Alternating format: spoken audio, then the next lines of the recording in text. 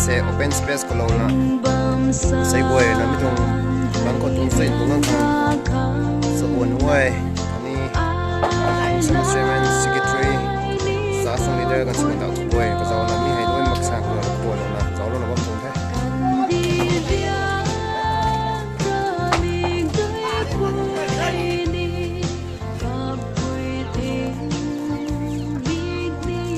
hay rồi tụi nó nuôi thế Christmas còn rồi kaza kaza aja kumpan na tan nuôi thế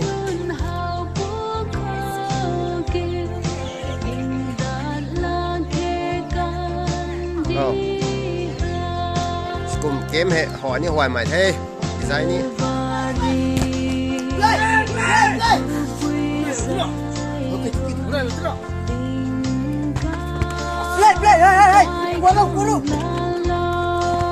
em tan tâm đằng hay snap vậy đó tung tung snap đi đó có một cái phụ mới na thản đấy chứ sang vậy thế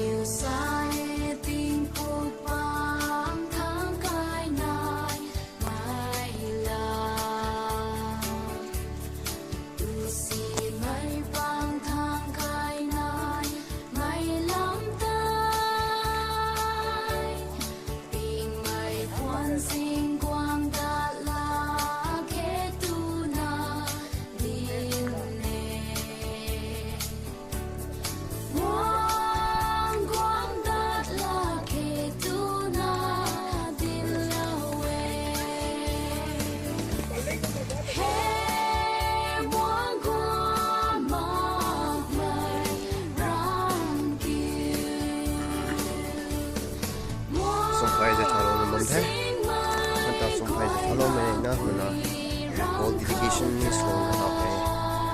isang sagong gutong na bungay te say 2024 tuwang Merry Christmas say direct to na paday December when welcome po na 27 December 2024 for ngayon ng bampuni say nitong local pastor SK Stephen kamay namin itong songkay ni itong call hay dedication slow na isang ito polong tao ngay na bampuni he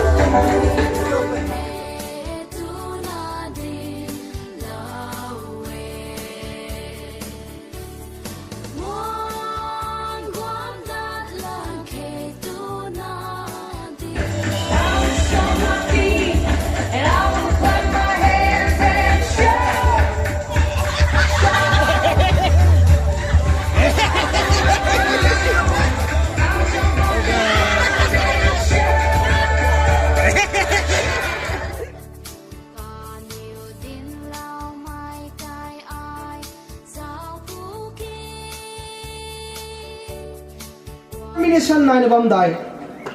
anh quay lao lông băng mày hay không là sao bầm hay, tăng lao đi quay bầm, in rồi nó băng mày là sai này,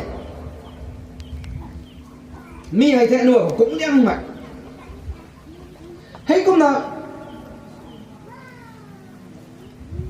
Hebrew mày tuang scripture reader là pa cầm này, therefore since we are surrounded by such a great cloud of witness, let us throw off, and I be everything that hinders and the sins that so easily entangles, and let us run with perseverance and race marked out for us. To sign up. Mikum dalatana, fixing our eyes on Jesus. Mikum na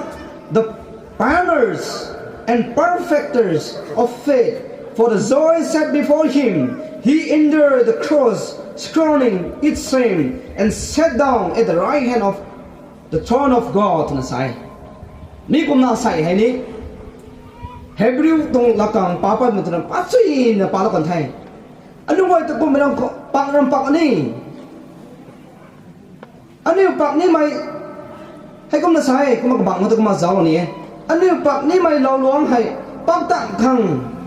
lung kuat tan na pak di ko to na sai. Mi hai asai hai anh quay lung cuột tấn bắp đi khô thằng sao mà rồi lên mày còn anh quay lâu long băng mày anh quay cũng mà sai thì thấy lâu long băng mày cả bằng đi này lùi lâu nó mày cả này lùi lâu mày bầm này the first start rồi lên mày cả home mày để start từ sao thế mi start để Christian đông bát đi đó a new birth anh quay bốn thằng đó mày lung lại mày mi để starting point. Lao long bang me gọi là ready starting me cũng mà nuôi Christian band này cũng starting ready su mai me để cũng là sai anh nuôi band này cũng thôi lung lại mày the new birth bốn thân đây mày hay thay.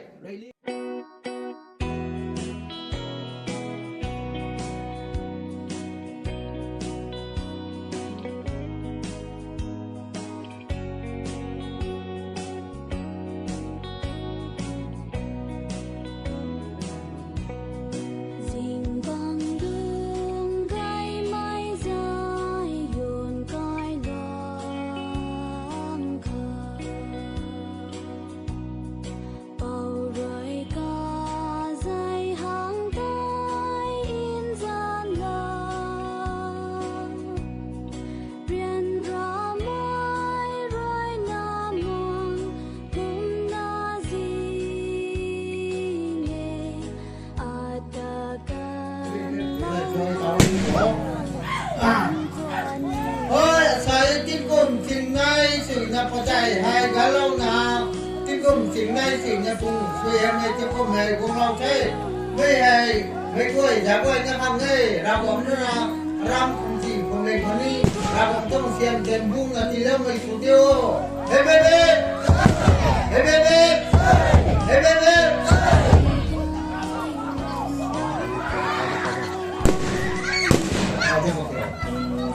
นี่ไม่กล้วยนะเรานี่ผมตามนะผมไปเที่ยวทุกเที่ยวนะงานผมก็จะทำสิ่งใหม่ลงโทษผมมาดาวให้ทุกดาวทุกอันนี้เราเก็บพัสดุนะมาทำเขาลุ่มมาหมดจวนจะได้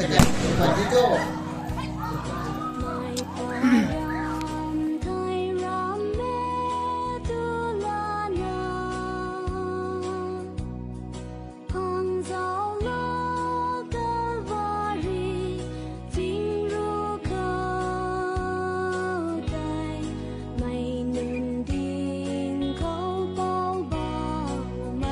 usun pasin bag lo kan the tom kina mai ko te thuk leng me tong ka tu sna ni go kang sup ni sai tung la don ni na hindai me ko boli mai mai tung pum su ni mai ani pang thai taw dung ban mi pang dung bang go ani hindai me pum ko boli ni mai non ni thai he jang ko na ni men tung thêm te ni ko dai ko ka lai mai ani ka lai mai tu mai hai ka lai ni dai kum ji ko thuk leng me khanai nang asai jin ja na su pha su bo mi ta nang ka dei na ko ka lai ni dai tu mai tu sao ngom dai ke ka lai ngam ge ke ta ba ba ko thuk na jaw ke ma ko be transformed mai hai transform in the spiritual life bumang ton lung khang ani ko lai pa khang de bumang ka jaw ko ma ke tho ani ko lai ngam ge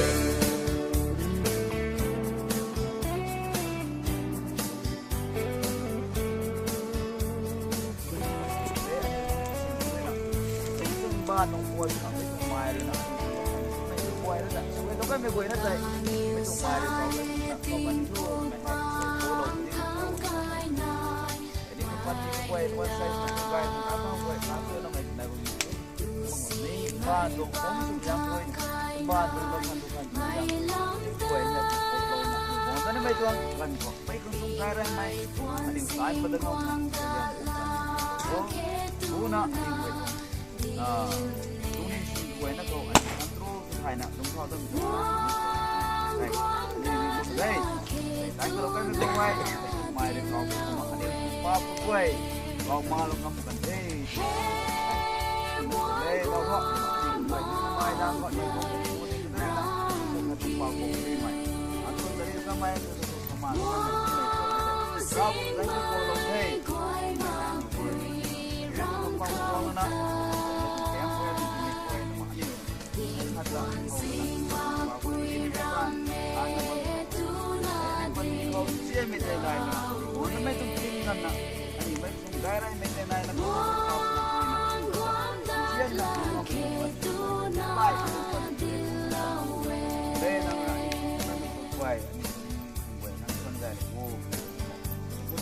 mai quay thì nuôi lâu thế,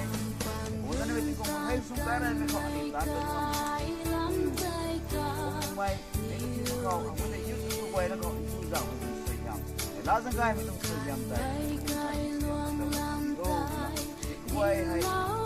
quay qua lâu tiếp không, rong chiên hay rau nó rong chiên hay thằng này là nó bố nó mới tính không không, bố mình sửa nhầm cái là tốt, không có mình không ổn định, quan trọng quay nhà đi tới riêng hôm nay đi từ nhà ra quang, quan đi ra là bơm ra quang.